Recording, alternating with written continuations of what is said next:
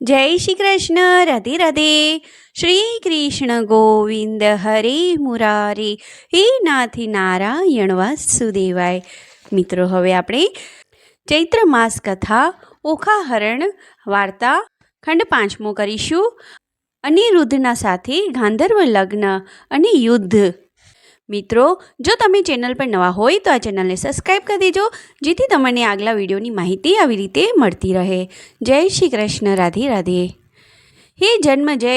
ત્યાર પછી ચિત્રલેખા દ્વારિકા નગરીમાં જઈને અદૃશ્ય રૂપે એક ઘર પાસે ઊભી રહી અને અનિરુદ્ધને સંદેશો પહોંચાડવા માટે શી યુક્તિ કરવી તે વિશે વિચારવા લાગી. બાણાસુરના નગરમાં અનિરુદ્ધનું હરણ થવાના સમાચાર શ્રી કૃષ્ણને કઈ રીતે મોકલવા તેનો વિચાર તેના મનમાં આવ્યો. એટલામાં ત્યાં જળાશયમાં ધ્યાન ધરતા મુનિવર નારદને તેણે જોયા. તેમને જોતાં જ ચિત્રલેખા અતિશય આનંદિત થઈ ગઈ. તે નારદજી પાસે ગઈ અને તેમને વંદન કર્યા. ધરતી સામે મોં રાખીને ઊભી રહી ગઈ. મુનિવર નારદે તેને આશીર્વાદ આપ્યા અને પૂછ્યું, અહીં શા માટે આવી છે? તારા આવવાનું કારણ જાણવા માંગુ છું. પછી દેવર્ષિ નારદને પ્રણામ કરીને ચિત્રલેખાએ કહ્યું, હે ભગવાન, મારું વાક્ય તમે ધ્યાન દઈને સાંભળો.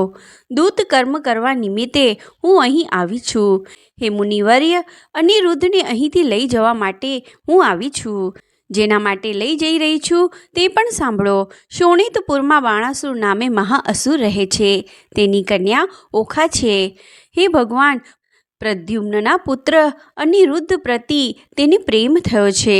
પાર્વતી માતાએ તેને આશીષ આપીને વરદાન દઈને તેના પતિ તરીકે અનિરુદ્ધનું નિર્માણ કર્યું છે. આથી અનિરુદ્ધને લેવા માટે હું આવી છું. તે કાર્યમાં મને સફળતા અપાવો. મુનિવર્ય નારદજી, હું અનિરુદ્ધને શોણિતપુર લઈ જાઉં ત્યારે ને સમાચાર તમે શ્રી કૃષ્ણને કહેજો. ત્યાર પછી શ્રી કૃષ્ણનું બાણાસુર સાથે મહાયુદ્ધ થશે. તે યુદ્ધમાં મહાઅસુર બાણાસુર દિવ્ય તરીકે જણાશે. અનિરુદ્ધથી બાણાસુરને હટાવી શકાય તેમ નથી, પણ મહાસમર્થ શ્રી કૃષ્ણ સહસ્ત્ર હાથો વડે બાણાસુરને જીતી શકશે. હે પ્રભુ, હું જે હેતુ માટે તમારી પાસે આવી છું તે એ જ કારણ છે કે કમળનયન શ્રી કૃષ્ણને મારે શી રીતે આ સમાચાર આપવા. માટે હવે તમે જ એમની સમાચાર પહોંચાડજો. ભગવાન, મને શ્રી કૃષ્ણનો ડર નથી, કારણ કે અનિરુદ્ધનું શા કારણથી હરણ કરાયું છે તે અંગે શ્રી કૃષ્ણ સત્ય દર્શન કરી શકે છે. તેઓ તો ભગવાન હોઈ સર્વ કાંઈ જાણે છે. છતાંય આ મહાબાહુ જો ક્રોધિત થયા તો ત્રિલોકને ભસ્મીભૂત કરી નાખે તેમ છે. તો તેઓ પોતાના પૌત્રના શોકથી અતિ સંતાપ પામીને શ્રાપ આપીને બાળી દેતો. માટે હે પ્રભુ, એ બાબતમાં તમે કંઈક વિચાર કરો, જેથી ઓખા એના પતિને પ્રાપ્ત કરે અને મને પણ નિર્ભયતા મળે.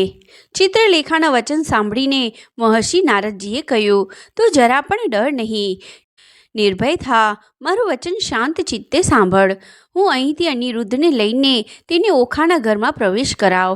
પછી જે યુદ્ધ થાય ત્યારે હે ચિત્રલેખા, મને યાદ કરજે. મને યુદ્ધ જોવાનું બહુ જ ગમે છે. મારી પ્રવૃત્તિ યુદ્ધ કરાવવાની જ હોય છે. તામસી નામની વિદ્યા, તેને તું ગ્રહણ કર. એ વિદ્યા સર્વને મોહિત કરવાવાળી છે. હે દેવી, હું અતિ ખુશ થયો છું કે એ વિદ્યાના વિષયમાં પુરુષવરણ વગેરે જે કંઈ કૃત્ય મારે કરવાનું હતું તે મેં પૂર્ણ કર્યું છે. તેથી સિદ્ધ વિદ્યા હું તને આપું છું.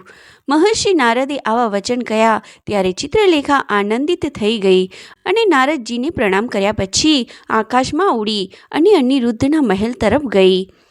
દ્વારિકા નગરીની મધ્યમાં તેણે કામદેવ પ્રદ્યુમ્નનું સુંદર નિવાસ સ્થાન જોયું.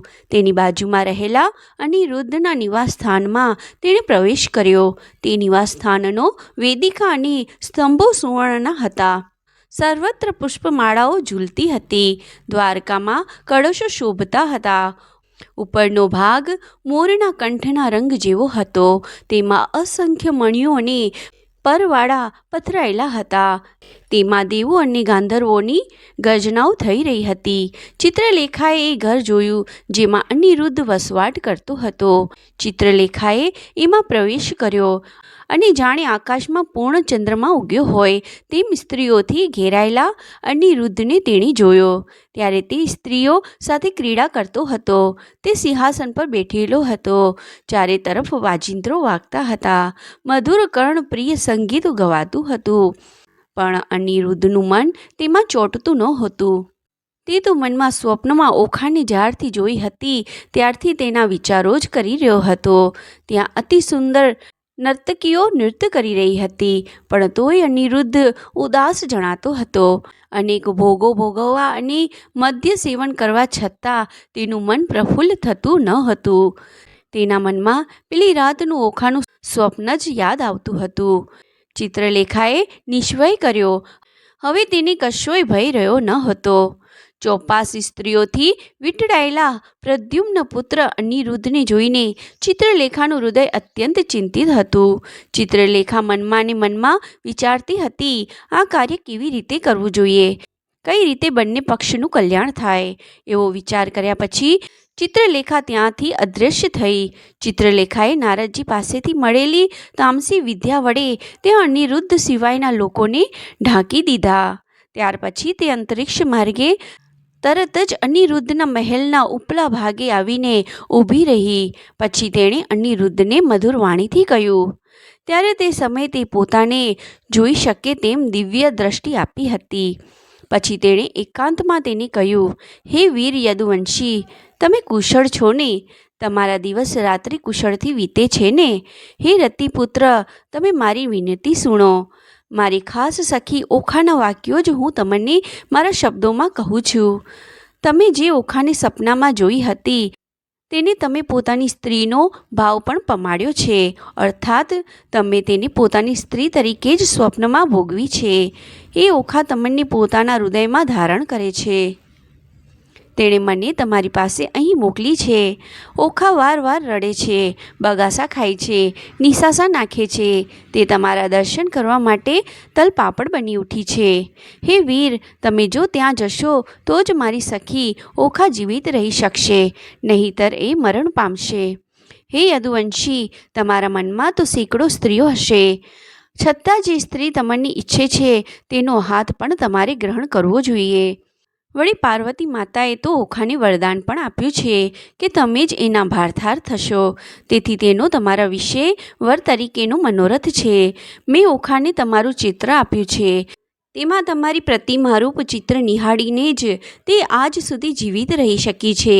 હે યદુવંશી, ઓખા પોતાનું મસ્તક નમાવીને તમારા ચરણોમાં પડે છે, અને હું પણ પડું છું. તેનું જેવું કુળ અને શીલ છે, તેની જેવી આકૃતિ અને પ્રકૃતિ છે, તેનો જે પિતા છે એના વિશે હું કહું છું. વેરોચીની બલિપુત્ર બાણાસુર નામે મહાઅસુર છે. તે શોણિતપુરનો રાજા છે. તેની રાજકુંવરી પુત્રી ઓખા તમને અનિરુદ્ધને સ્વામી તરીકે ઈચ્છે છે. એ ઓખાનું ચિત્ત માત્ર તમારામાં જ રહેલું છે. તેનું સમસ્ત જીવન અનિરુદ્ધમય બની ગયું છે. તે તમારો સંગ જીવનભર ઈચ્છે છે. ચિત્રલેખાના આવા વચનો સાંભળીને અનિરુદ્ધે તેને વચન આપ્યું, હે શોભને, મેં પણ ઓખાનું સ્વપ્નમાં દર્શન કરેલ છે. હવે હું એના વિશે જે કંઈ કહું છું તે સાંભળ. એ ઓખાનું રૂપ, સૌંદર્ય, તેજ, બુદ્ધિ, સંયોગ તથા તે સમયનું તેનું રુદન વગેરેનું હું દિવસ રાત સ્મરણ કરીને મૂંઝાઈ રહ્યો છું.